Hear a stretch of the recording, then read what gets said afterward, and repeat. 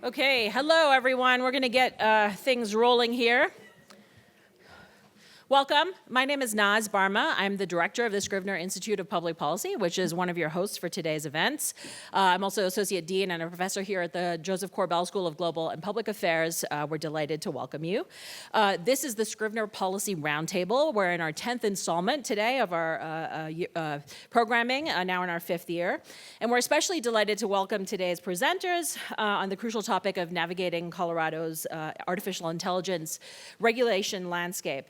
Jonathan Ivory, Divahari Vivek, Stephanie Longanig, and moderator Benji Gie, who will provide more detailed introductions just as soon as the panel gets going. Warm welcome to faculty, students, and staff from across campus, as well as our community partners and public community members interested in and working in the policy sphere. The mandate of the Scrivner Institute is to serve as an interdisciplinary hub on public policy dialogue, both on the DU campus and with the local community.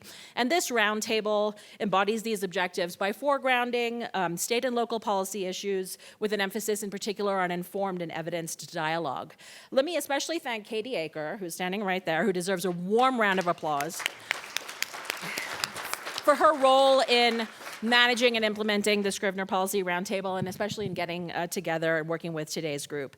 This conversation you're about to hear today is a wonderful example of bringing together interdisciplinary experts so that we can collectively learn about and even potentially contribute to state policy dialogue on a crucial topic. And we're especially pleased to be able to partner with the center, DU's new center, I should say, for ethical artificial intelligence. And you'll hear more on that momentarily from one of the founders.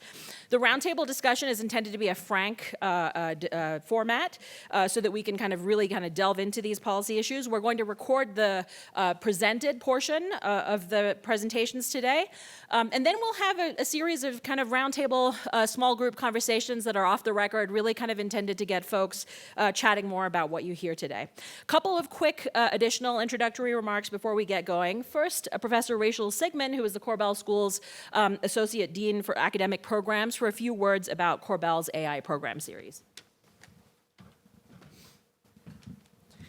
Thanks to Naz and Katie for giving me just a few minutes here.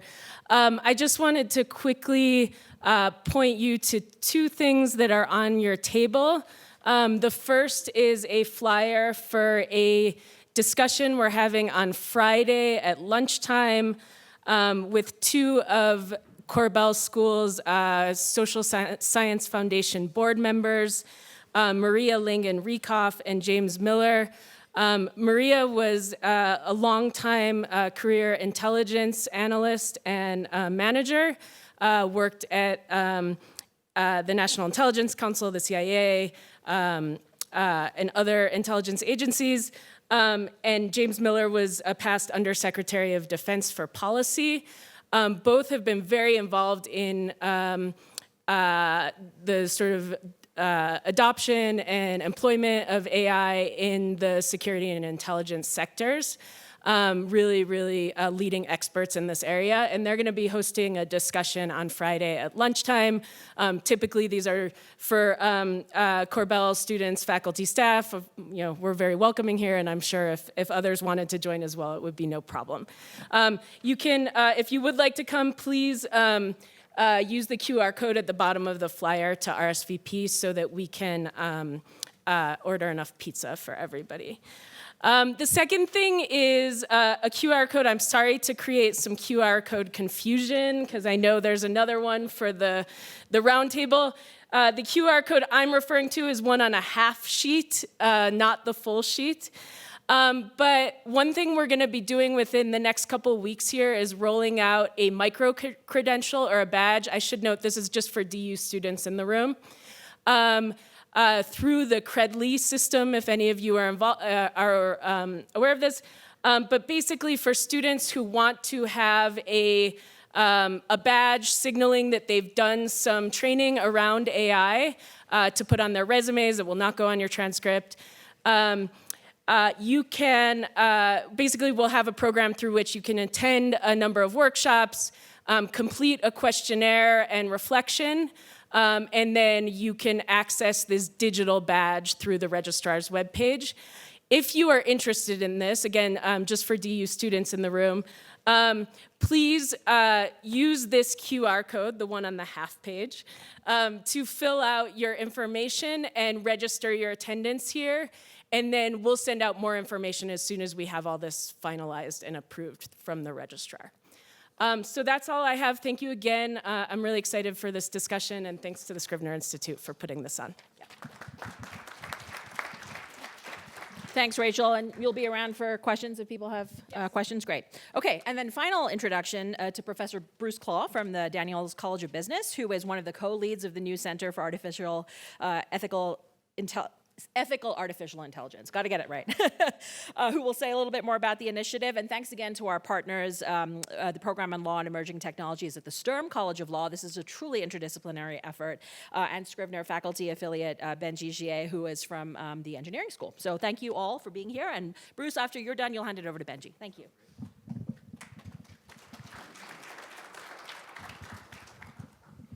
Good afternoon, everyone, and welcome.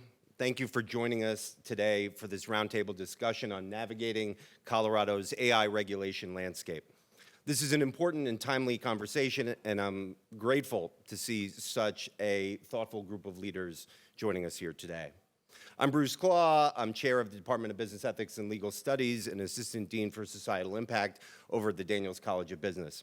I have the privilege of serving as co-lead of DU's new Center for Ethical Artificial Intelligence at the University of Denver, along with my colleague, Mohammed Albo, Chair of Computer Science at the Ritchie School. The center is proud to co-sponsor this event with the Scrivner Institute for Public Policy at Korbel and in partnership with the Program on Law and Emerging Technologies at the Sturm College of Law. The Center for Ethical AI, formerly known as SEGAIA, is DU's new interdisciplinary hub for integrating, coordinating, and fostering ethical AI across the DU campus and beyond. Over the past 5 months, and with the support of the Chancellor, Provost, and scores of faculty, staff, and administrators, our work has focused on 4 core areas. First, education and career readiness. The center has been working to help integrate ethical AI across the curriculum. The goal is to equip students for an AI-infused world regardless of their chosen fields. Here at DU, we want students to know not just how to use AI, but to understand its potential, its limitations and risks, and the responsibility to ensure that these remarkable innovations remain human-centered. This includes a suite of new courses and ethical AI modules in business, social sciences and humanities, engineering and the natural sciences, law, psychology, social work, and more. Second, research and thought leadership. The center supports faculty researchers working on the cutting edge of knowledge creation. From investigating new AI use cases in psychology, criminal justice, and business, to critically examining issues of governance and AI's societal implications, we're thrilled that DU's scholars and researchers are working to shape how AI will affect our lives and our livelihoods. Third, faculty and staff professional development. Because AI is transforming the ways we teach, learn, and work, the center is helping to support faculty workshops and other programming designed to keep our talented faculty and staff aligned with the latest developments in technology, industry, policy, operational efficiency, and pedagogical best practices. And finally, public and community engagement. We see the center as a bridge, connecting diverse disciplines and connecting academia with industry, government, and our community stakeholders. Whether working with companies navigating AI adoption, to educators wrestling with writing in the age of GPTs, to communities grappling with sustainability challenges in the era of data centers, or policymakers thinking through regulatory design, our goal is to advance these critical dialogues in ways that contribute rigor, clarity, and practical insight. Today's discussion fits squarely within that mission.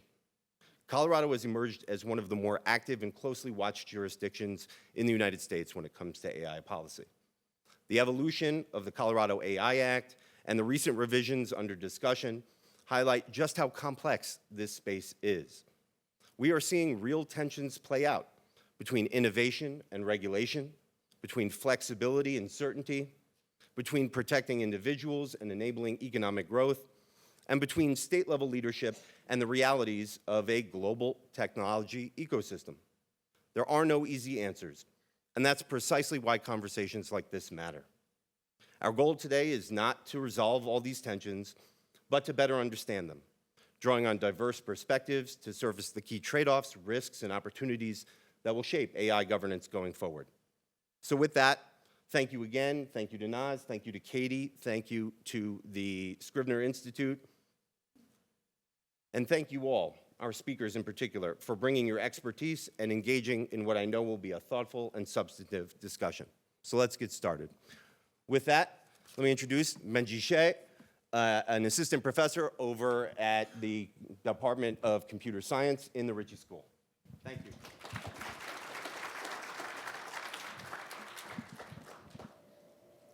Hi there, my name is Benji Shea, and I'm an assistant professor of computer science and a faculty affiliate here with the Scrivner Institute of Public Policy. I will be your facilitator or guide for today, so I will just start by apologizing for my students for the third and fourth hour they will hear from me today.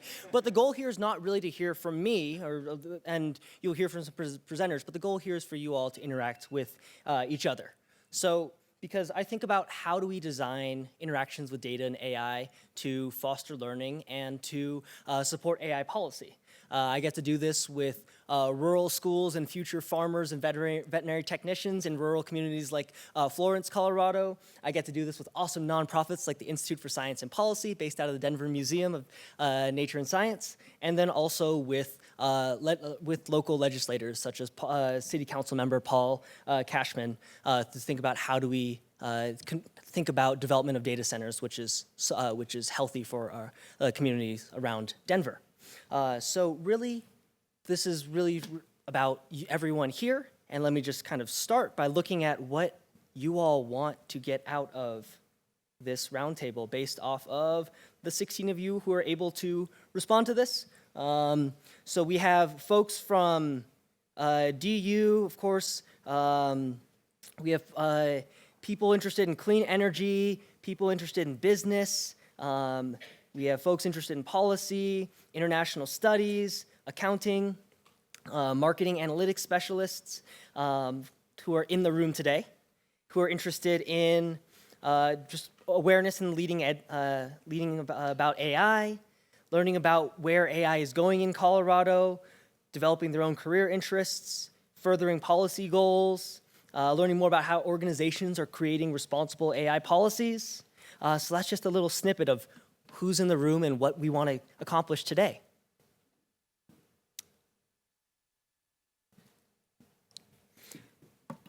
So just to do a little bit of scene setting, we are, and this is the little iceberg that I really like from Dr. Sasha Lucioni, where at the top is the stuff that we're excited about AI, and the stuff below the waterline are the potential costs or risks associated with more AI use.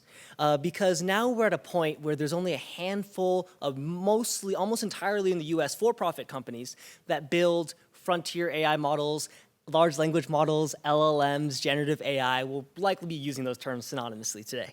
And thinking about this kind of centralization of power just because these AI models are so large. If the fastest reader in the world were to try to read all of the data that was used to train a generative AI model, it would take them thousands of years. It takes billions of computations per second to train these models. So if you were a perfect mathematician, it would take you over 100 million years to complete all the computation required to train a single generative AI model or large language model, again, using those terms simultaneously. And furthermore, these systems are non-deterministic. If you give it the same input, you are not guaranteed to get the same output, which leads it to be a very challenging thing when we need to when there's, especially in contexts where we can't be wrong. Think medical context or things like that. So there's this great challenge to AI, which has presented itself recently and is only becoming more and more of a challenge to meet given the perpetuation of AI. Sorry, jumping around here. Because AI is, for one thing, environmentally intensive. So this graph on the left here is projected AI power demand in trillions of megawatts between 2024 and 2030. So we can see that is on an exponential growth curve. Energy generation and storage is never on and is not able to keep up with that. So there's challenges to, for example, Colorado's climate goals.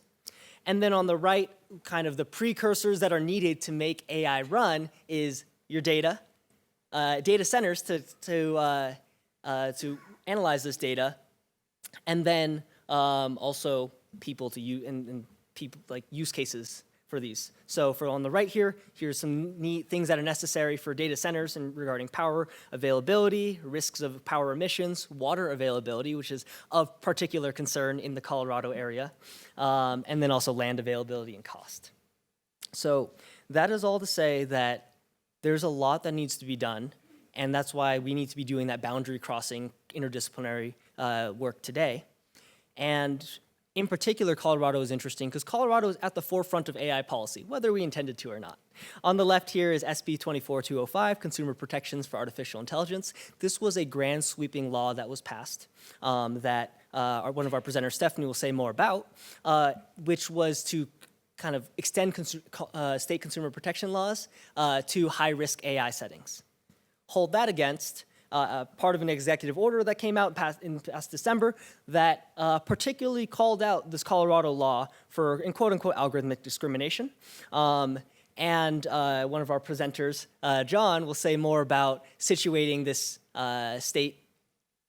these kind of state regulation within a federal and beyond federal context. Colorado is currently considering quite a few AI bills, which is why I'm really excited to introduce our first speaker, Divahari Vivek, who is a science, technology, and public policy fellow who has been in the state capitol right now doing nonpartisan research to support AI and technology policy. So with that being said, I'm excited to pass it off to our very first speaker, Divahari Vivek.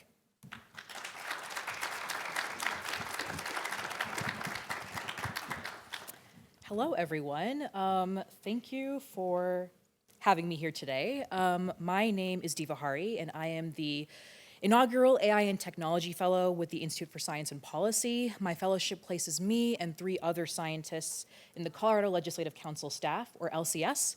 LCS serves as the nonpartisan research arm of the General Assembly, and the core of my work includes conducting legislative research on AI and tech topics for anyone that requests it, be it a legislator, staff, or a committee. And because the 2026 legislative session has been a really stacked one for AI and tech bills, I thought I'd open our larger discussion around AI regulation by giving you all a very abridged landscape of the state's current interests and priorities around legislating technology. And so the legislature has been interested in a number of different tech policy issues that are definitely worth taking a look at. And these issues, I would say, reflect larger trends in state legislatures across the nation that contend with or are a response to federal signaling on some of these issues, and mirror a lot of the complexities and challenges we've seen in discussions around regulating AI here. So I thought I'd dive right into our first sort of core policy priority around regulating or restricting government access to potentially identifying data. Data privacy and surveillance and limits on AI tools used by government agencies and especially law enforcement are increasingly topics of interest for state lawmakers nationwide. Bans on the brokerage or sale of potentially identifying data, especially geolocation data, are being, considered and adopted in several states. In Colorado, we've seen this policy priority of regulating access to a variety of different types of potentially identifying data through 3 key bills. And I wanted to spotlight of these 3 House Bill 1037, which you can broadly think of as a data broker bill, not because the bill explicitly regulates data brokers or third-party platforms, but rather law enforcement and government entities from purchasing data from data brokers or sharing or obtaining personal data from third parties. And I think one key distinction between this bill and other bills in terms of policymaking alone starts with sort of differences in baseline awareness and knowledge around just the issue of data brokerage from lawmakers, from legislative staff. And I think fundamental questions, like what are data brokers, right? What type of data are we talking about that's being purchased by government agencies? How is this data collected? Why could this be harmful? Why could this be helpful? And I think compared to the visibility of the surveillance and privacy issues at the core of Senate Bill 1771, for instance, Senate 70 has been sort of colloquially considered sort of the flock AI camera bill, so it's received a lot of coverage and a lot of press. And I think compared to the issues in those two bills, I think the issue at the core of 1037, specifically around sort of this data brokerage ecosystem, is itself a really elusive topic that's still really difficult to understand. It's a developing area of research. And I think that we saw that there was sort of a need for this baseline level of knowledge for lawmakers and staff to be able to answer sort of fundamental questions around, how do we determine the fiscal impact of a bill like this, right? And just sort of understanding the bill's scope, for example. That was a huge sort of issue of concern in committee hearings. And I do think that sort of that lacking baseline of knowledge around a topic like this definitely stalled committee hearing discussions at certain points, especially in dialogue between sponsoring legislators of the bills and members of the committee that perhaps didn't have as much background. And I think that's also dependent on the backgrounds of the legislators themselves. Some members come in with backgrounds in tech, some come in with access to stakeholders in those areas, some are attorneys that have extensively worked on the constitutional issues at the heart of these bills, and some members don't have that, right? So that's worth considering as well. One last thing I wanted to talk about was regarding sort of the bipartisan nature of some of these issues, especially both in the bipartisan nature of this sort of interest around preserving privacy and restricting government access to personal data, as well as an equally bipartisan sort of coalition around preserving this like public safety value and recognizing law enforcement access to this data as like a legitimate law enforcement tool. And I think that unlike an issue like, say, abortion, where you can kind of generally predict what one party or the other might vote on this issue, these types of privacy issues, especially when it comes to government access to personal data, don't fall as neatly on the political spectrum. And so you can kind of tell both from the legislators that sponsored all of these bills, as well as the discussion in committee hearings from both parties, you can definitely identify sort of bands of bipartisan members that very much are invested in this privacy interest, as well as equally bipartisan members that valued this public safety narrative and sort of wanted to advocate for continued access to this type of data.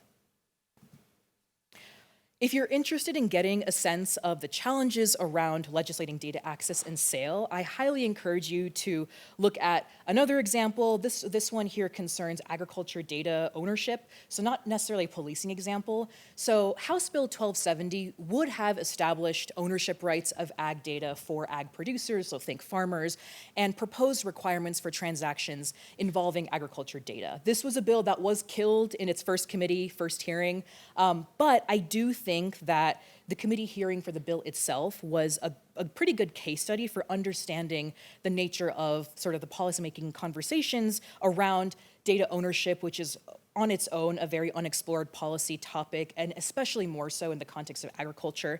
And I think that the discussion embodied some of the challenges that I previously described. So I highly encourage you to listen to the committee hearing on this bill. I'll share more about how you can do that.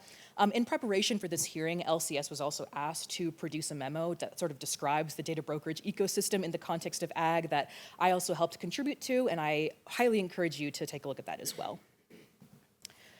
Another prominent issue around AI regulation in Colorado concerns data centers, right? The very facilities that power the computing necessary to not just develop and use high-level AI applications, but even daily digital functions like email and video streaming, right?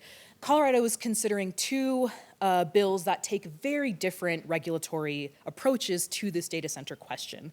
And we're having this conversation at kind of a pivotal moment federally where the current administration has called for sort of the rapid construction and deployment of data centers as a key priority, very much signaling in favor of easing regulatory burdens in order to do so through things like executive orders.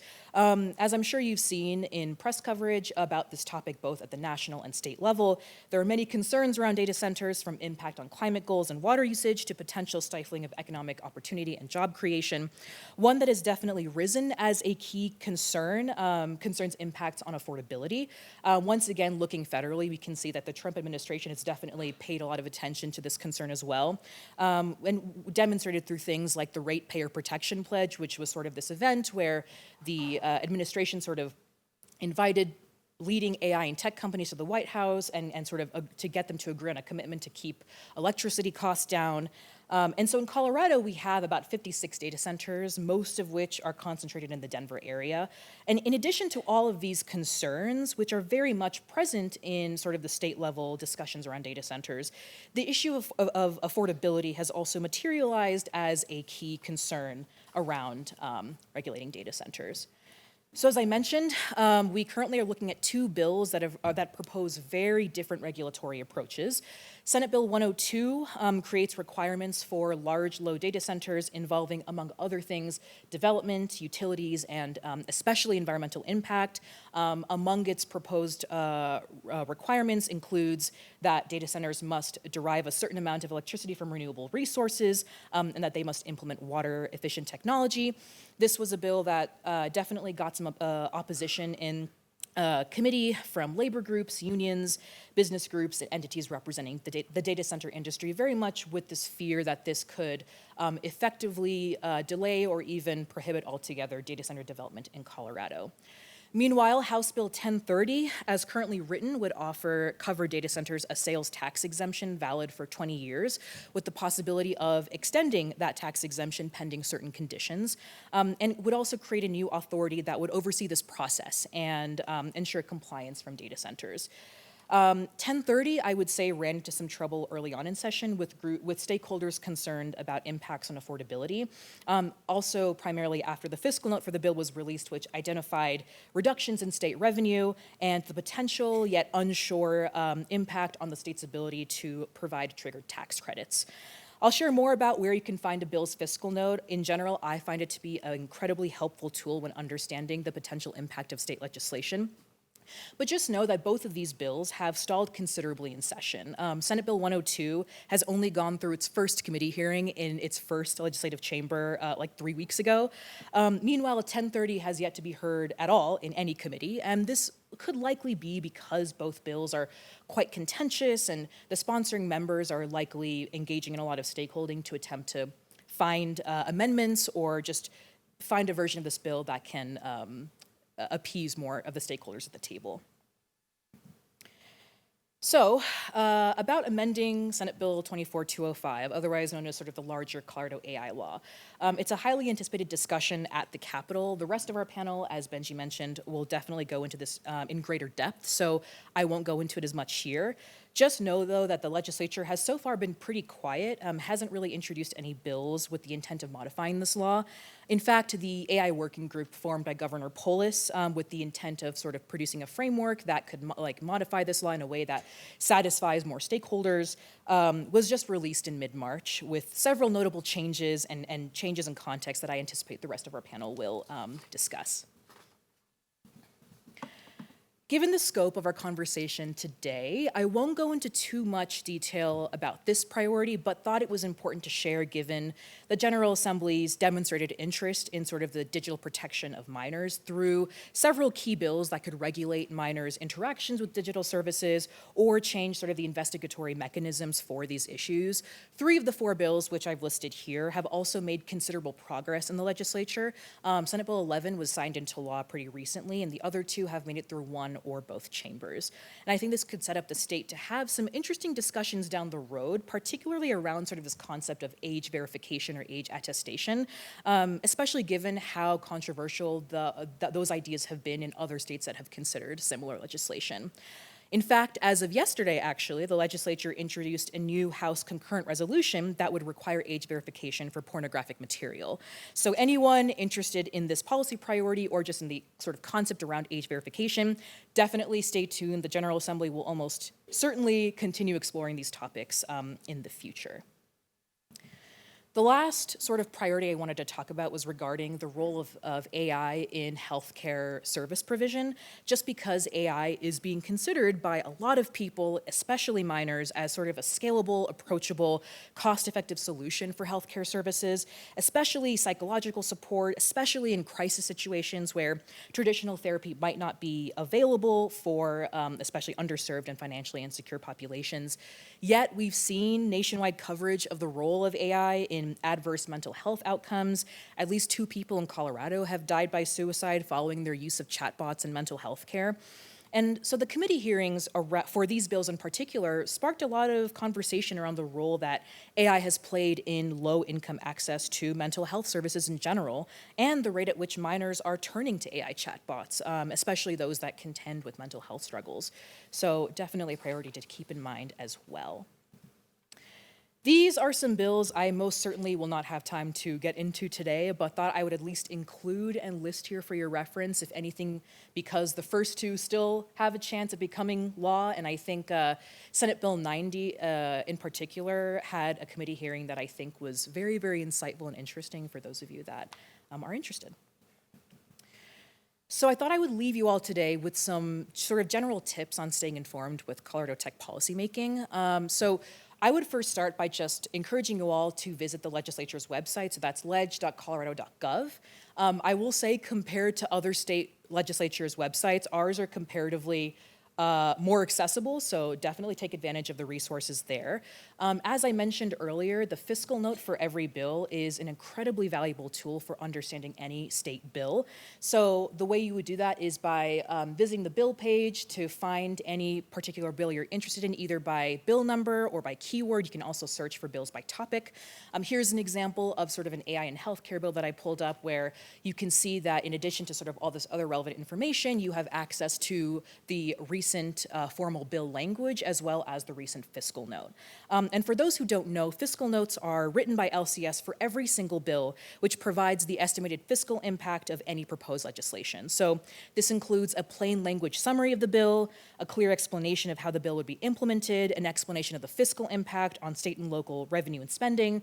And so for those of you that struggle through reading formal bill language and just want to know what a bill's doing in simpler terms, highly recommend reading the fiscal note as a tool. The Colorado display boards, which you can Google or search for using those exact terms, basically show what's being heard on the House and Senate floors and in those respective committees on any given day. This board updates frequently throughout the day and gives you links to each bill page, as well as to the live audio for any House or committee hearing that's happening that day. That is certainly one way to listen to committee hearings, which I would argue is one of the most valuable ways you can understand Colorado policymaking in general. The other way is for if you want to listen to a previous committee hearing. So in that case, you would go back to the bill page that I mentioned earlier. If you scroll all the way down, you'll sort of come across this series of tabs. Navigating to the bill history will sort of show you the bill's, history, the bill's, every step the bill's taken throughout the legislative process so far. So didn't realize how small this would be, so I'll walk you through it. So for this example, if I wanted to listen to, okay, it sounds like this particular bill was heard by the House Health Committee. I can see based on this table that it was heard on March 4th. In that case, I would take that knowledge, navigate to the legislature's committee hearings page, which you can click on using this link, or just navigate on the website itself. And that will take you to a page that looks very much like this, where on the right-hand side, you see sort of the list of upcoming committee hearings, and on the left, you see sort of a calendar. So in my case, I can navigate back to March 4th, scroll down to the committee that heard the bill I'm interested in, and I can listen to that audio. The last thing I wanted to sort of plug was LCS's research publications. So this is sort of our repository of LCS's work products, which are heavily researched and rigorously edited. These are some examples, once again, pretty small, so sorry about that. But these are some examples of research topics that LCS has produced very much in response to the current legislature's tech policy priorities, including several that I and the other fellows have contributed to. I find it in general very, very helpful to see what other staffers have been asked to research for. And so if you just want a sense of the General Assembly's research interests at any given moment, I would highly recommend this site. You can navigate by research topic or by keyword. And with that, that's all I've got for you. If you have any questions, please reach out.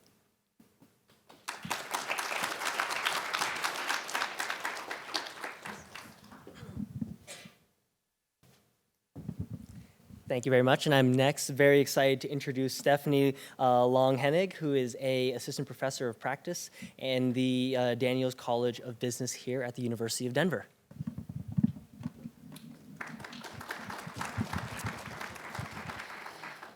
All right, first of all, thank you everybody for being here. Divahari, that was wonderful. Thank you for that legislative overview and how the process works. As Benji said, my name is Stephanie Long-Hennig. I am an assistant professor of the practice in the Business Information and Analytics Department in the Daniels College of Business. That's quite the mouthful. I'm also the lead director for our Center on Analytics and Innovation with Data, or CADE for short. And we've developed a state-level AI policy tracking tool that I'm going to talk a lot about today and kind of show you at the end so you can see how that works and what we've done. But my perspective is going to be kind of the 20,000-foot view of what's going on with AI policy and sort of the policy arc that has been playing out over the last couple of years.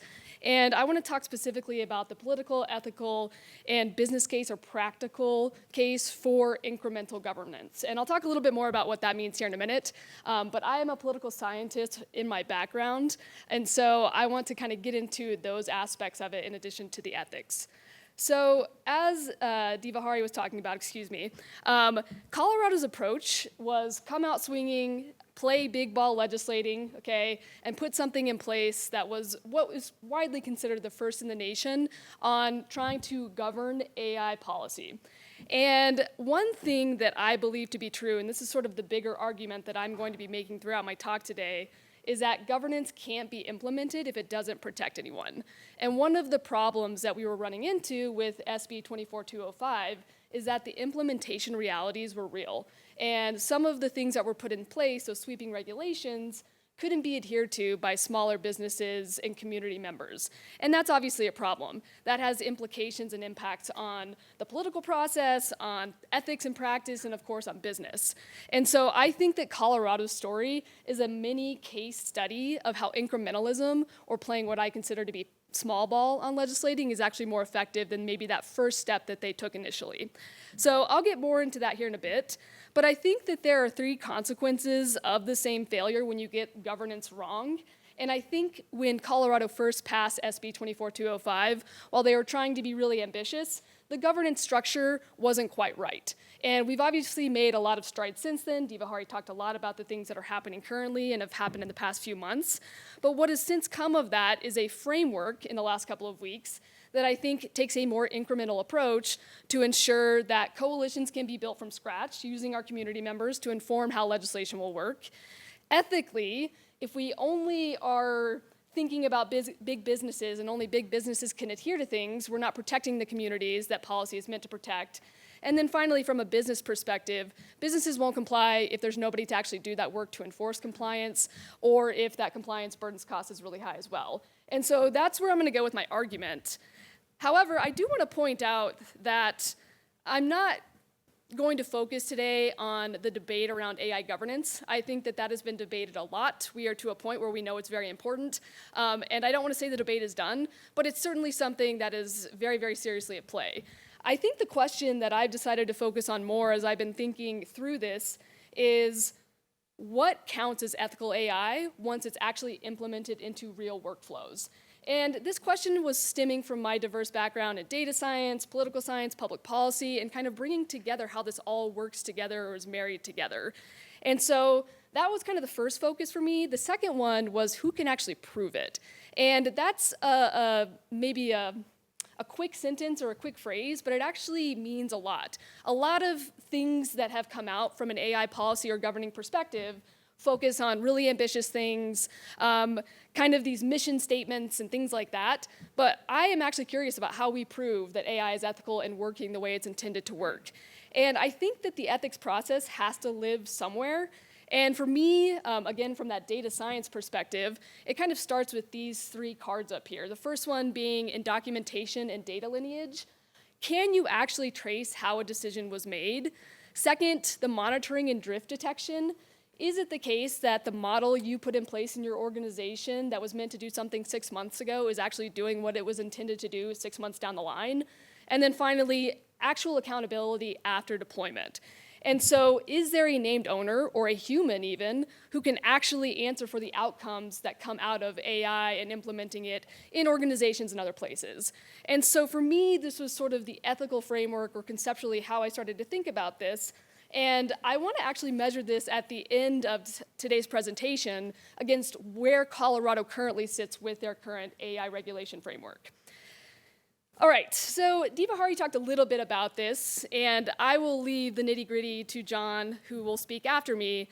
But SB 24205 was this huge, sweeping, comprehensive AI consumer protection law. It was inspired after the EU AI Act. Again, John will talk more about that. It's risk-based, and Governor Polis signed it. I would say he did not sign it enthusiastically, for those of you who have been keeping up with it. He certainly had his reservations and almost immediately tried to implore lawmakers to significantly improve it.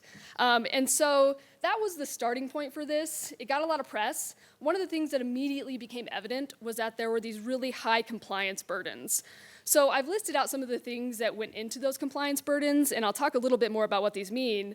But if you were found to be in violation of them, it was $20,000 per consumer that was impacted, which can add up to a lot of money if you are found to be in violation of things. So when it came to the compliances, there are these bias audits, and I'm sure you've heard of these.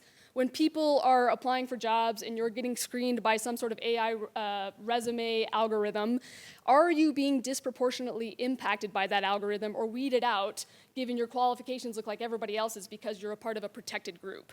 So audits were supposed to be put in place to take care of that. There were risk management programs that were meant to identify these burdens, go on annually. You were supposed to be able to have mitigation strategies put in place, have post-deployment monitoring, just to name a few things.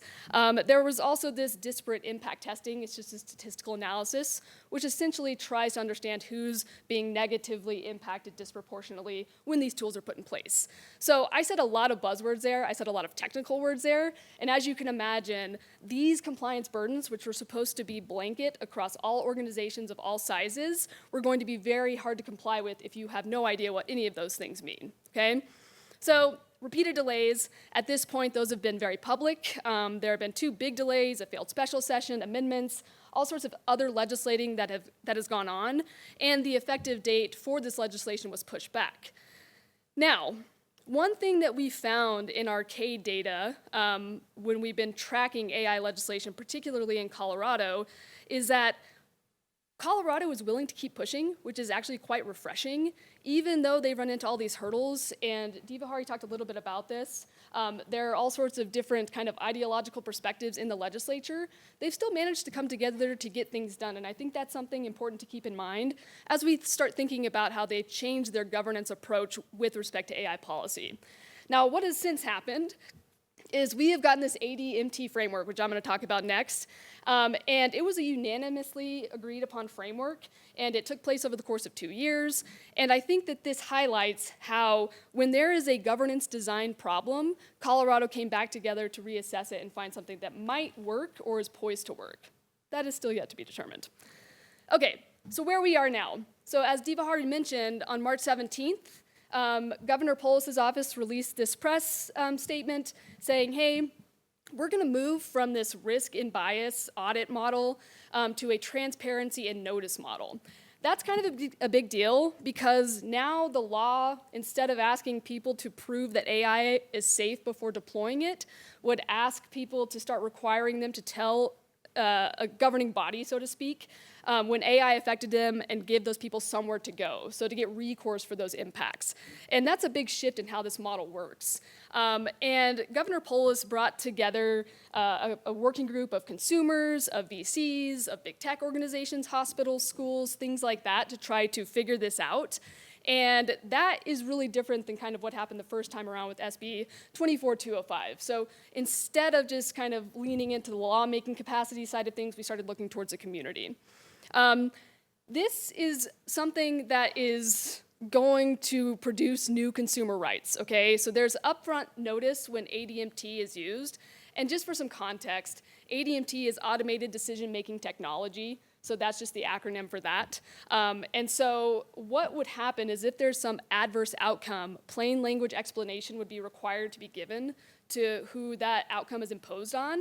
And they have the right to correct that data, request meaningful human review. And that is where I think this thing actually gets teeth. And that is where this ethical component comes into play. Meaningful human review has shifted now so that it cannot default to the system output. And that's really important because people have just been defaulting to the system output and taking whatever AI gives them, which is highly problematic if you don't know what's happening in the black box.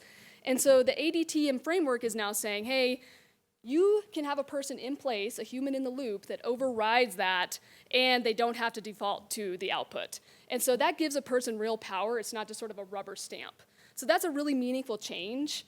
On business relief, one thing that came up in my kind of reading up on all of this stuff is the Garfield County School District basically was a part of this working group, and the director of technology came out and said flatly, like, we cannot comply with SB 24205. It's just not going to happen. And that's problematic for a few reasons, but one of the things ADMT does, which Garfield County has since said has made adhering to something like this functional and workable, is that they've removed these audits that try to tackle bias. Now, I will leave it up to you guys to decide whether that's okay or not. But basically, the onerous reporting and those high compliance costs that I just talked about have moved into a 3 years record retention, so the paper trail still exists, but you can kind of keep moving along without getting caught up in the red tape. So in terms of scope and timeline, covered ADMT, that material influences a consequential decision, has a higher bar than SB 24205. So what that means is that decisions about your job, housing, credit, healthcare, anything like that are going to be assessed, and it's actually going to be looking at things that change your life. So instead of just focusing on ads that are pushed to you on Instagram, it's actually going to try to assess impact, which means it's going to cover fewer systems, but those that it does, you can't really escape that regulation. And the implementation date would be pushed to January 1st, 2027 if this thing was adopted. Okay, so my whole argument here, and I started with this at the beginning, is that governance that can't be implemented doesn't protect anyone. And I believe that to be true, and I think that SB 24205 really kind of failed simultaneously across all three of these tests, politically, ethically, and in practice in businesses. And I won't read all of this text just for the sake of time, but I do think that the ADMT framework that's been proposed is one solution to move forward using an incremental approach to ensure that we can maybe comply or implement this in a way that's more successful. So you may be wondering what I mean when I say incrementalism. This is a very public policy term. I'm gonna make it a little bit more accessible and take it out of academia terms. But incrementalism to me means moving away from this sweeping, huge piece of legislation that we tried to pass, really trying to work deliberately and piecemeal through specific harms, requirements, different populations, things like that, clearly so that you can build a workable obligation and then iterate on that. So this is lawmaking or a governance process that is by design. It requires learning from what you've done in the past. It can be slow, but that's kind of the point. It's much more intentional sometimes than this big ball or sweeping legislative approach that we saw before. And so I think that is important, and I think we're, again, seeing that play out now that we have this ADMT framework that's out in the public. And I think that politically, we tend to think, and Diva Hari touched on this, that capacity is really important. Colorado is what we call a professionalized legislature in that it operates like a mini Congress in many ways. And so you would think that they would have the resources available to put this in place and get it done. But what SB 24205 has shown is that coalitions actually matter, and building things more grassroots and from the ground up are something that can get things moving. The working group that Poll has put together has shown that. And one little note politically that I want to point out is that this came out March 17th. President Trump's framework on AI governance came out a few days after that. And this could be a politically savvy move by Colorado as well to try to at least narrow the scope down so that you could reduce federal preemption risk. So that's something to keep in mind.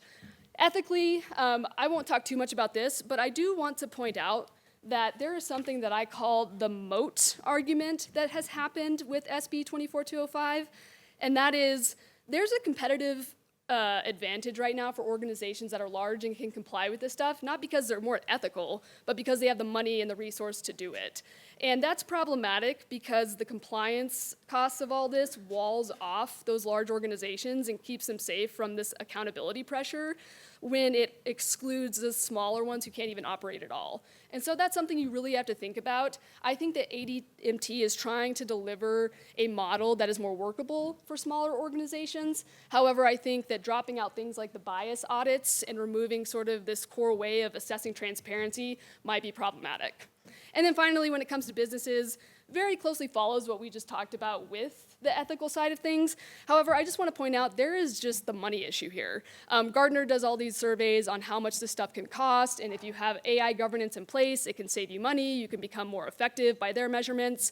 Quite frankly, if you're only spending 0.5% to 1% of your entire AI budget on average on an AI governance model or platform that you can implement, that's not a big deal, especially in the context of being charged 10 to 100 times that annually if you have breaches. And so governance is becoming this really important question and has been for a few years now for businesses just because it's costly not to have it. And then finally, there are some alignments that I think ADMT is starting to get at. There's the NIST framework and the ISO framework. I won't talk too much about these, again, for the sake of time, but basically this is going to help create durable law by putting into effect the language or legal frameworks from these international and national standards. Okay, so I think the thing that I have decided to focus on in ADMT is what meaningful actually means. Again, there's usually a lot of hand-waving and glossing over what human oversight will look like, and again, how ethics is actually implemented or proved in these workflows. And I won't spend time reading the definition, you all can do that, but I do want to point out that because we now have this does not default to the system output and a human is in the loop, that means there is obviously going to be a tension here. So from an ethics perspective, again, having human judgment in this matters. A lot of people have craved that. That's been something that's articulated to people. But there's also the business implication. And one thing I think we need to think hard about, and something that has come up even with SB 24205, is who in the organization is going to be this person, okay? The same problem still exists where if you don't have that capacity or knowledge or resource to implement something, it's going to be a problem. And if you don't have the authority or the training to make these judgment calls, and if you're using AI and hiring and lending and so on and so forth, and you can't answer these questions, there's an obvious gap there in the implementation. And if January 1st this is adopted, you're not being compliant. And so that is still something that's sitting there. Okay, not much time will be spent on this because Diva Hari did such a great job. I just want to point out a few of the things that we have found in our data that have really showed up. For deepfakes and synthetic media, this is a theme that is really getting a lot of tension in the Colorado legislature. There are clear harms. Diva Hari talked about how there's clear bipartisan support.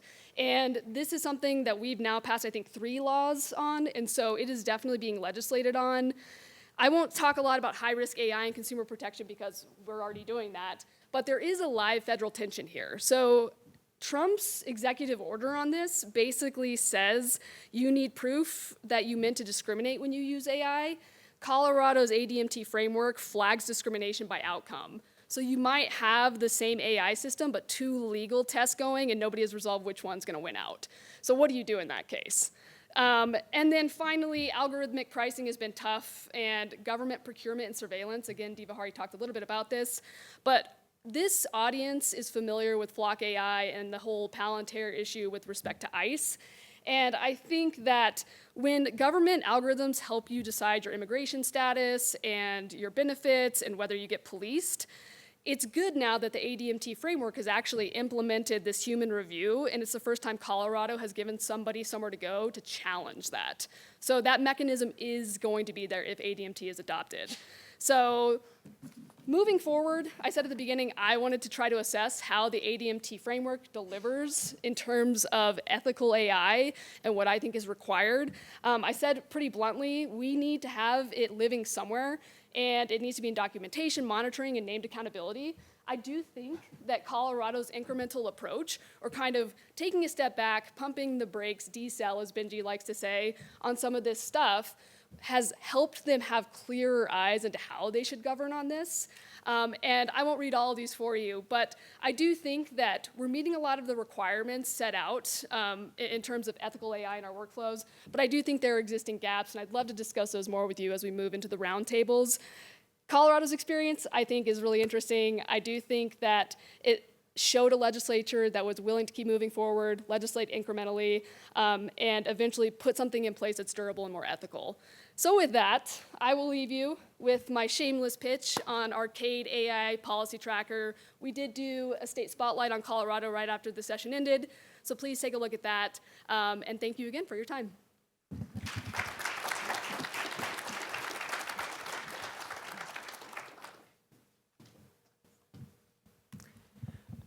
Thank you. And finally, I am very excited to introduce the final member of our panel, Jonathan, make sure I get that right, Ivory, thank you, who is comes to us by way of the Warden AI Accountability Lab as a fellow there. So Jonathan, please take it away.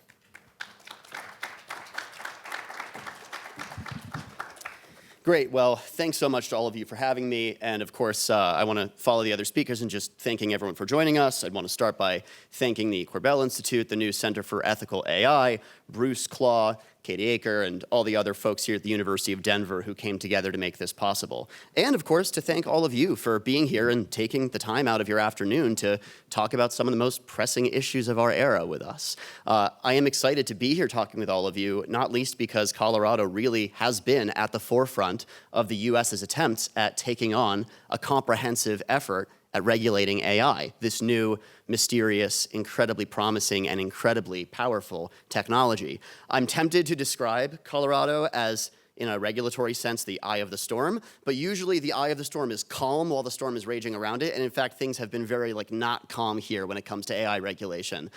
Real quick, let me just make sure that this works. Okay, fantastic. So, I'm not a big fan of slides usually. I tend to kind of rely on them sort of in the background, but there's extensive research showing that people pay less attention when there's a lot of text on the slides. So I've tried my best not to saturate them. I would encourage you all to kind of focus on what I'm saying and just kind of use these for background, maybe if you get bored. One other quick thought, if anybody has any questions at any point during this session, please feel free to just raise your hand and ask. I don't mind. My goal is to be as useful to all of you as possible. And so many times I've been the person in the room who just did not know what was going on or didn't know some basic term that everyone else seemed to understand. So really just feel free to have at it. I guess I want to start by kind of laying out my core thesis. Colorado's efforts at AI regulation were the first in the country to take on the scale and the ambition that it did. And this is a story beyond just what Colorado is doing. This is really a story about the US's efforts at AI regulation on the whole. Because Colorado was the first to rush in and take these issues on, it was also the first to confront these thorny regulatory challenges and philosophical questions that AI poses. And this has been an evolving story, really more of a drama. I mean, we have the Colorado AI Act, of course, it's on the books. But as you all know, and as the other speakers have thoughtfully pointed out, that is not the end of the story. This is ongoing, and it's still being written. So from its enactment in 2024, through repeated delays and multiple rounds of task force negotiations, to this most recent proposal for what is effectively a replacement or rewrite or repeal of the act, this whole saga, I think, exemplifies and illustrates the core tensions that are inherent in governing this powerful technology that we don't really understand and we don't really know how to control. So this is a kind of live case study for US AI governance and kind of a bellwether for what's going on across the country and, in my opinion, across the world as people struggle to figure out how to regulate AI. So with that in mind, I'm going to start by laying out the basics of the Colorado AI Act, what it is, what it does, how it tries to do it, taking on some of the legal details along the way, putting it in context, talking about how it's been received so far, and what the backlash to the AI Act tells us about the broader ongoing battle to figure out how to regulate AI. So less arguing that this is a defeat or that this is a failure of the current act in its current form, and more just stepping back and considering what this says as a kind of canary in the coal mine for how we're going to think about AI policy moving forward. And it's also about what I consider a more fundamental question. So, of course, as you probably know, before you start reading these slides, the Colorado AI Act, in its current form, tries to take on algorithmic discrimination. But really, I think that what's going on here is something more fundamental. We have systems that are increasingly involved in high-stakes decisions, integrated into all sorts of aspects of our lives and our institutional infrastructure. And we're trying to figure out, when you're using and even relying on a technology that no one fully understands or knows how to control, how do you hold people responsible for that technology? How do you hold people accountable for that technology? Where should responsibility lie? And what do we owe each other? And what do corporations owe society in how they choose to use this technology, especially when they're doing it in order to make money from it? So let's step back.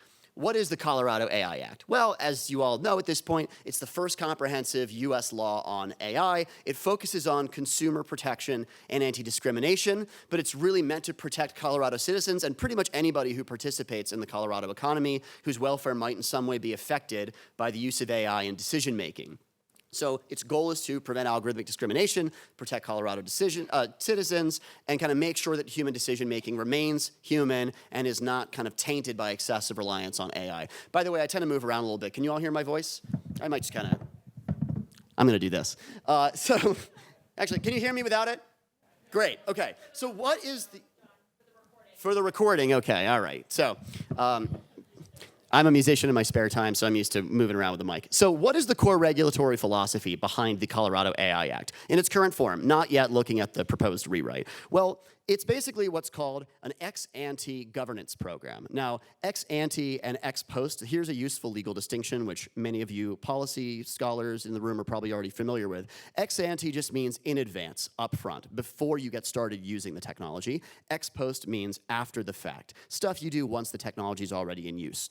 So this is designed as a relatively ambitious attempt at preventing discrimination and harm before it even occurs by requiring companies to get ahead of the risks, to identify them, disclose them, report them to the Colorado Attorney General and say, look, here's what we found, here's what we're doing to prevent it. Showing not even that they're doing the absolute best that any human being could, but that they're putting a reasonable amount of effort into identifying the risks and preventing people affected by their decisions from being exposed to those risks. So the bottom line is it's about regulating decisions that affect people, not just regulating the technology. This is in contrast to other types of laws. Like, for example, as I'll point out in a second, the Colorado AI Act focuses partly on uses of AI, but it also says that there are regulations on certain kinds of AIs just in virtue of how powerful they are. Like if they're capable of a certain amount of computational power, I think it's what, 10 to the 26, 10 to the 27 floating point operations, then certain restrictions automatically apply. But here we're talking about the uses. What is the AI system being used to do?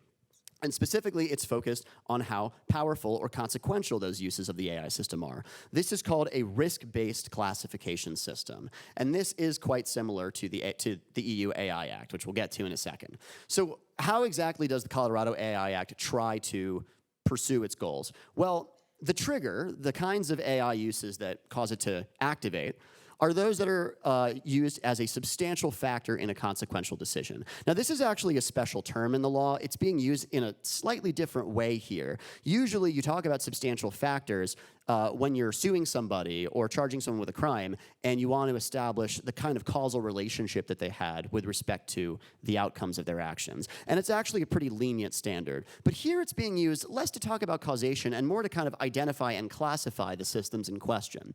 So for an AI to be covered by the high risk requirements for the law, it has to be a substantial factor in a consequential decision. And now, the list provides some non-exhaustive examples, things like hiring, lending, housing, healthcare, public services, basically any decision that could seriously affect a Colorado citizen's ability to participate in society in meaningful ways. It's broad. It's supposed to be broad. These decisions can really affect people. And if the decision's made with an AI and a human isn't in charge, it could really mess someone's life up. What obligations does it impose? Well, for one thing, it imposes pretty bare minimum disclosure requirements for like fairly straightforward uses of AI. So companies have to notify people of, when they're using AI in various settings, just letting them know. But that's not what people are focused on when it comes to the Colorado AI Act. They're focused on the more intense obligations that kick in when an AI is used in a high-risk way, specifically, like for decision making. So what are the obligations? Well, I mentioned ex ante and I mentioned ex post. So before the fact, a whole bunch of stuff kicks in. First, the part that's sort of most heavily debated by stakeholders is the idea that it imposes a duty of reasonable care to prevent discrimination. Now, if there are any law scholars in the room, any tort scholars in particular, you know that this is actually pretty straightforward stuff. It basically just means that the company has to engage in reasonable conduct and not act in irresponsible ways. So it means they have to inspect their models, actually look at them, test them, run audits and impact assessments to figure out what the most likely ways are that a system could cause someone to be discriminated against or otherwise cause them harm. And it's not about what the company knew, it's about what a reasonable person could predict. So it's reasonably foreseeable risks involving discrimination. So to satisfy that general duty, well, there isn't a specific, well-defined laundry list of things that satisfy the duty. Companies generally need to act in a responsible manner, and that will ultimately be left to the courts to determine. But there are a few benchmarks along the way. As I said, they have to run impact assessments. They have to do ongoing monitoring of the system because models change. They have to document the risks. When they do impact assessments and audits and they find foreseeable risks, they have to report them to the Colorado Attorney General so that the government can learn from their experience and from what they find. And they have to have risk management programs in place, meaning they need to show not just that they found risks, but they actually have ways of dealing with the risks that are already prepared for when they identify the risks. Now, I should mention that in its current form, the bill is already pretty friendly to industry. I mean, it errs on the side of assuming that companies are doing everything right. So there's a default assumption of due care, reasonable conduct.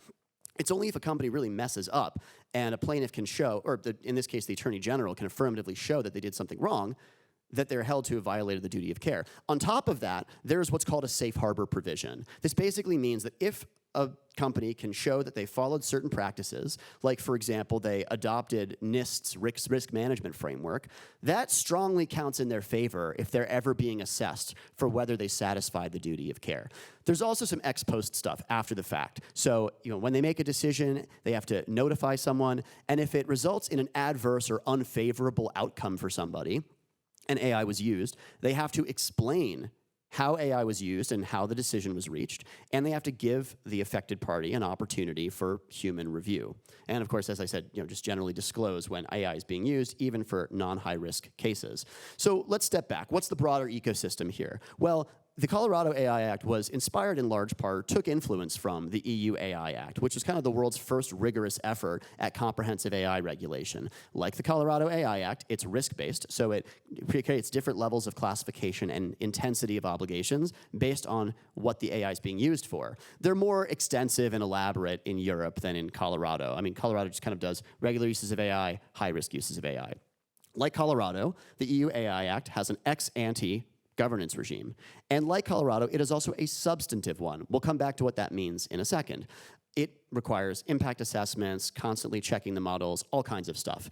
It makes the US regulatory approach look like nothing in comparison. Now, I wish I could tell you what the US's overarching approach to regulation is, but that would require that we actually had one. At the state level, you see a lot of laws that are either extremely narrow in their scope. Those are the ones that have had the most success so far, regulating things like chatbots, deep fakes, use of AI for child pornography, for political misinformation, disinformation, political speech, things like that. Or you have broader consumer protection, anti-discrimination programs like Colorado, but they're much softer. They take what, for example, Utah calls a light touch consumer protection, which the proposed rewrite is moving more in the direction of. Even in some of the more aggressive states like California, you see a kind of process of watering down the intensity of the obligations that are being imposed on people who use AI.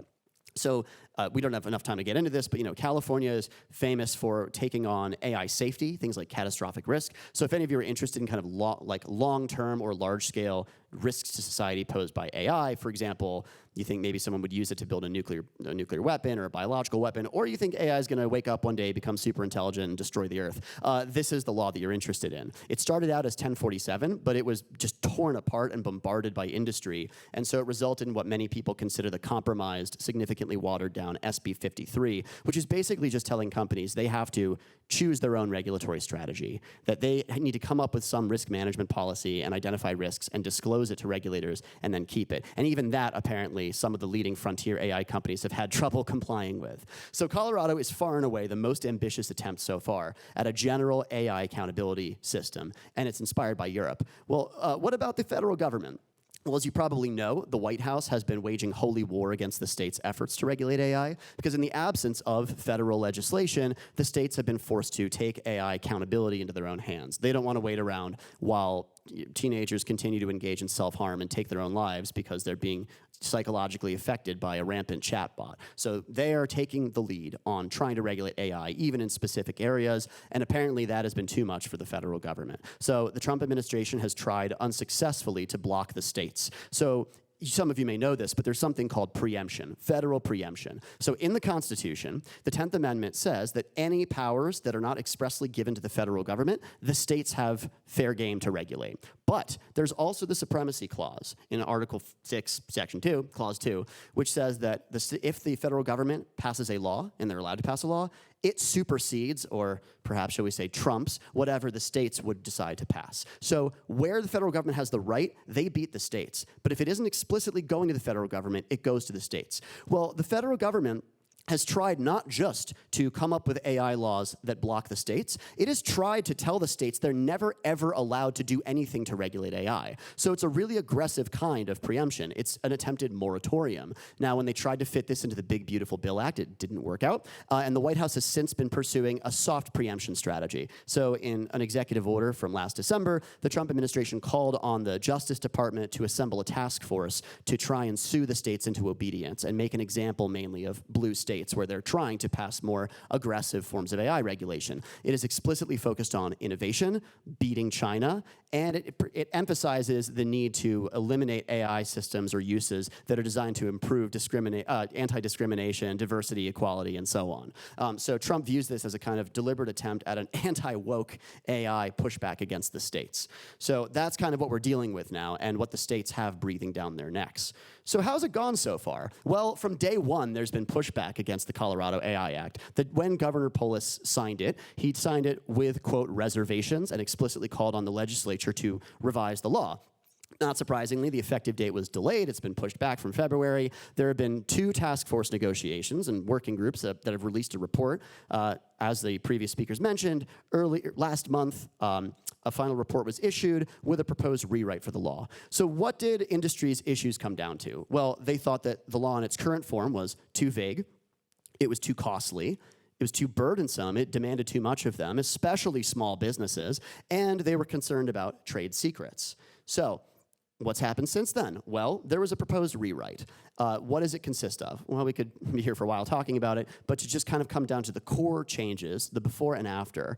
First, it changes the definition of a covered system, as Stephanie mentioned earlier. So it's unclear how much of an actual difference in practice this will have in terms of which systems are covered, but the definition is reconstructed. So they replaced the term substantial factor with material influence. This just means a non-trivial influence on a decision outcome. It includes things like scoring, recommending, ranking uses of AI. In theory, it's a little stricter, but it really remains to be seen how this is going to play out in practice, in my opinion. This language is less consistent with American legal language, more consistent with the language in the EU AI Act, so it is actually a little more pro-EU in this case. But what are the biggest changes? Well, it basically removes all of that ex-ante risk governance stuff I was telling you about. So there would be no duty of care, no need for companies to run impact assessments or test their models, no need to do continuous monitoring, no need to even report on possible risks to the Colorado state government. Basically, what it does is it shifts the whole thing from an ex-ante regulatory strategy to an ex-post regulatory strategy, all after the fact. And rather than involving substantive governance, meaning it forces you to get in there and actually do things, it focuses on process. Just says, you can do what you want with AI, but you just need to tell people when you're using it and make sure that if it's used in ways that hurt them, that they have an opportunity to contest it. It also reduces people's ability to contest those decisions, because while it is true that it expands the scope of who counts as a consumer, who could be affected, it also says that their right to review the decision is now subject to commercial reasonableness. So people are only allowed to get to review the system and have a human review it if it would be commercially reasonable for the company to do so. So this is a more traditional privacy-style process, ex post approach to regulation, notice, disclosure, and review. And as I said, kind of the core differences come down to the duty of care and just the fact that companies thought it would demand too much of them. One other complaint that was made during some of the negotiations, which Polis expressed himself, was the concern that it required companies to be responsible for any kind of outcome-based discrimination. Quick background. In anti-discrimination law, there's discrimination defined in terms of intent, trying to discriminate, and then there's outcome-based, meaning that in some regimes, people can be responsible, even if they weren't being malicious, even if they weren't trying to discriminate, if their actions systematically have the result of discriminating against certain groups. So this bill was framed as being unduly focused on outcome-based discrimination, and I believe Jared Polis, made this claim when he was signing the bill. But of course, as any anti-discrimination scholars in the room know, the Colorado Anti-Discrimination Act is already focused on outcome-based discrimination. This isn't actually that different. And as for the duty of care, well, most of American law involves a duty of care. That's not that new either. It's not that vague. It's not that broad. It's just saying that courts would have retained the right to decide what counted as reasonable under the circumstances. There's another issue here, which is that even under this watered-down version of the explainability requirements, it is not at all clear that state-of-the-art AI systems can be meaningfully interpreted or understood and explained. So even with this significantly reduced proposed rewrite, it's not clear if companies using advanced state-of-the-art AI systems would be able to provide someone with a meaningful explanation. If you're interested, Anthropic has done a lot of good work on mechanistic interpretability, which is the attempt at tracing how AI systems think. And it turns out that advanced AI systems basically make up explanations for what they do. They don't know how they decide to do what they do. That's just not how they work. Hopefully we'll have time to get into this during the discussion session. I know I'm a little behind, so I'm going to jump forward a bit. What's really happening? Well, the changes are coming from a few angles. One is that there are real feasibility concerns coming from industry, which is fair and valid. At the same time, industry has had pretty much a chokehold on the legislative process at the state level and the federal level. I mean, there has been extensive pressure on lawmakers to take industry interests seriously. Now, that's partly understandable because there's a core asymmetry here. Industry's concerns are fair to some extent, and they're well defined. It's easy to sort of say, you're asking a lot of us, it's going to cost a lot of money. But civil society's concerns, how do we hold people responsible and accountable, those are arguably more important, but they're also a lot harder to define, to measure, to operationalize. And so those who are going in talking about accountability without clear theories of what accountability would look like are going to be at an inherent disadvantage in the negotiation process compared to those who go in with coming from a place of relative self-interest, but having well-defined goals and well-defined benchmarks. There's, of course, a lot of federal pressure. The states are concerned about backlash and getting a crackdown from the federal government. And there are unresolved core questions. How do you define discrimination or equity or fairness in machine learning? There's more than one way of operationalizing fairness in how you deal with training data or how you train a model. Can these systems be explained in a meaningful way?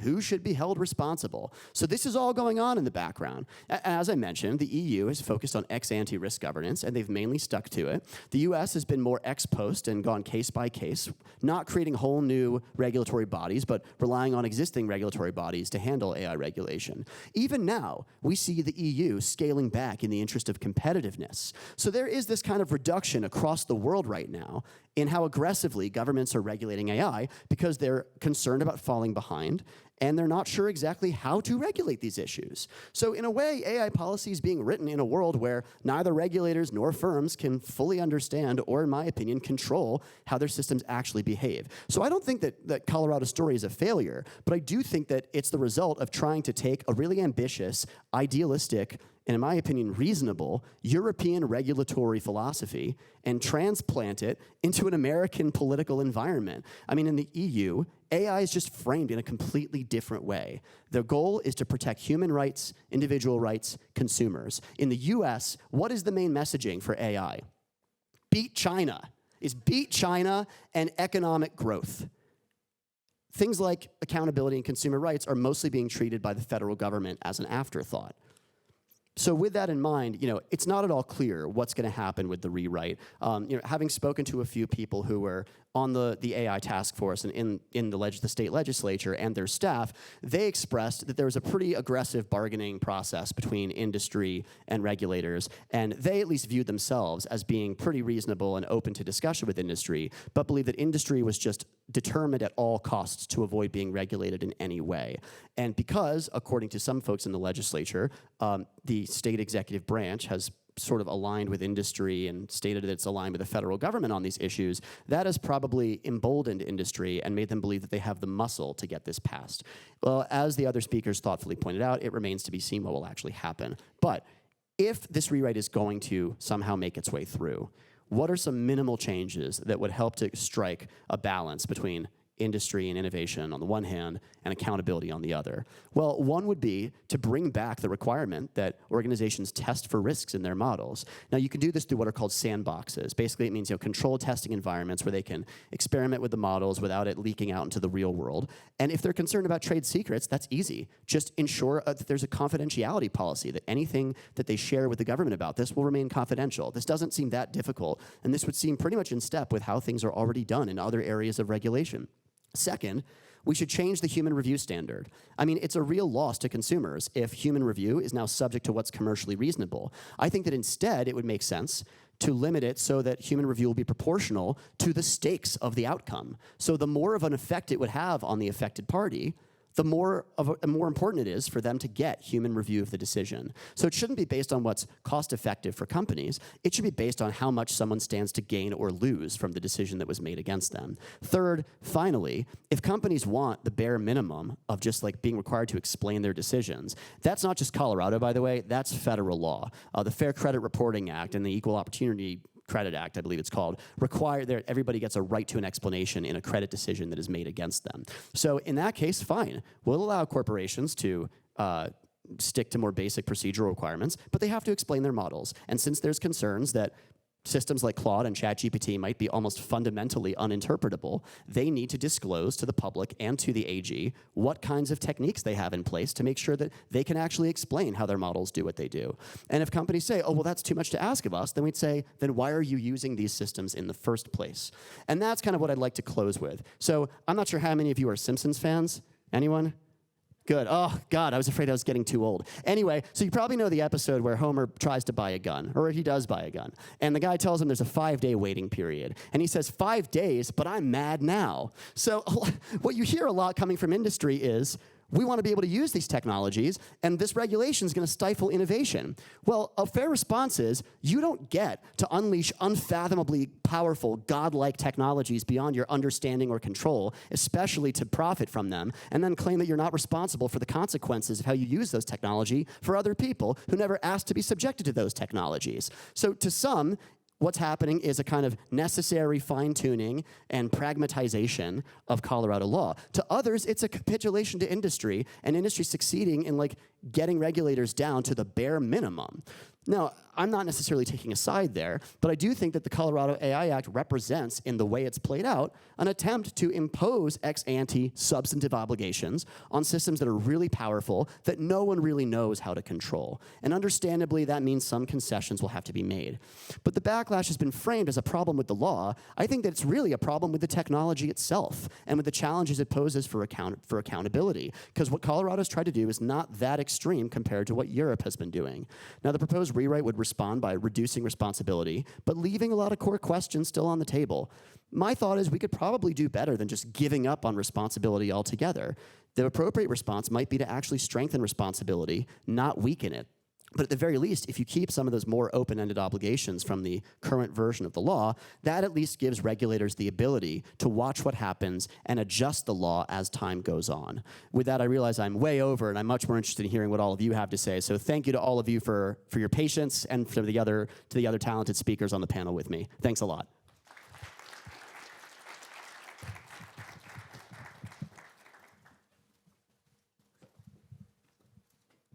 All right. I realize time is of the essence here. So we're going to skip around a little bit and just go straight to what you all have on your minds. So Sunny and Erica are now passing out some things. So there are kind of three themes, kind of general themes reflecting what our presenters have spoken on. Diva Hari on AI literacy and communication, Stephanie on thinking about transparency and monitoring, and then Jonathan thinking more about kind of more of legal and regulatory tensions. So as a table, look at those papers. They all have one fun, large, colorful shape, and think about what topic do you collectively as a table want to discuss. Make sure that that page is left open so that corresponding presenter can come by and engage with your table, and then spend about 20 minutes thinking about discussing those topics. And then I would encourage you all to have either a scribe or collectively write down your notes on the enormous easel paper so our presenters can kind of summarize key findings across themes, and then so you all can see what you all came up with in a gallery walk at the very end. All right? So the mic is now passed off to you all, and now we do that cross-disciplinary boundary crossing work of figuring out what the future is with Colorado AI policy.